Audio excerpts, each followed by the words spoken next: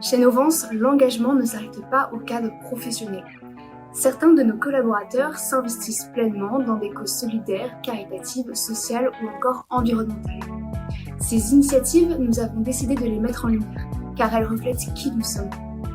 Aujourd'hui, découvrons ensemble le portrait d'Alain, collaborateur engagé auprès de l'association Les Petits Frères des Pauvres et Article 1. Merci Clarisse pour l'invitation, ça me fait grave plaisir, ça me touche. Je m'appelle Alain Ringira, je suis chef de mission au sein de Novance. Je suis engagé au sein de différentes associations depuis très longtemps. Je pense que j'ai commencé dans 17, 18, 19 ans. J'ai commencé en premier avec l'association des Petits Frères des Pauvres, qui est une association qui lutte principalement pour la solitude au sein des personnes âgées de plus de 60 ans.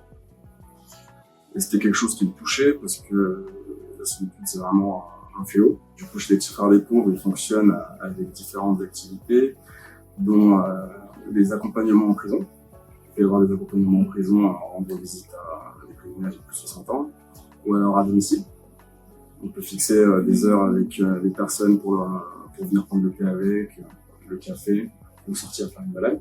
On met en place également des appartements pour les personnes âgées de plus de 60 ans qui ont des difficultés financières à prendre un appartement. Le premier, ça serait découverte. Parce que j'ai découvert des personnalités, des personnes uniques, beaucoup d'histoires à raconter. Ensuite, je dirais bonheur. Ce qui va avec la découverte, parce que dans ces moments-là, en fait, on se rend compte que une fois qu'on y est, il n'y a rien d'autre autour qui compte. Et le don de soi. Alors, article 1, pour le coup, c'est totalement différent des Petits Frères des Pauvres. Là, chez article 1, on est plus dans comment on diminue au maximum les différentes inégalités sociales qu'il peut y avoir quand on est jeune. C'est-à-dire que chez article 1, on peut être mentor chez eux. C'est-à-dire que le mentor, ça se fait sur la plateforme. On lui attribue un étudiant qui a besoin d'aide. Et c'est pas une aide qui va forcément être financière, ça peut être une aide dans le sens où pour son parcours scolaire, sur quel choix faire, comment réviser, comment s'organiser, ou réviser, parce que selon d'où on vient, on n'a pas forcément accès à des informations.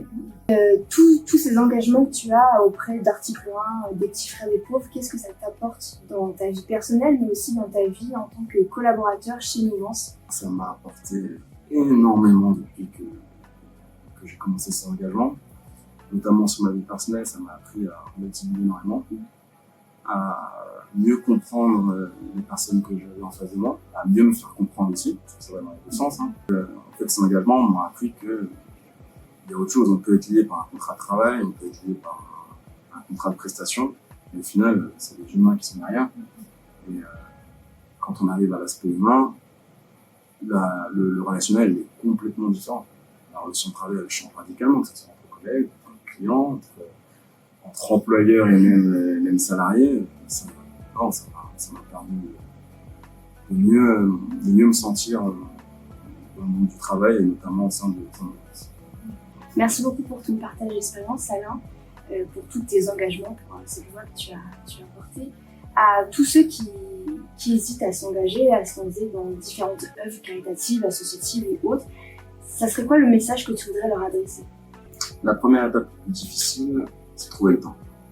Une fois que cette étape est franchie, c'est que des bonheurs. On rencontre des bénévoles qui ont la même passion que nous, que ce soit, pour moi, c'était une cause humaine, mais ça peut être également une cause animale, une cause environnementale. Il y a plein de causes pour lesquelles on peut tous se battre.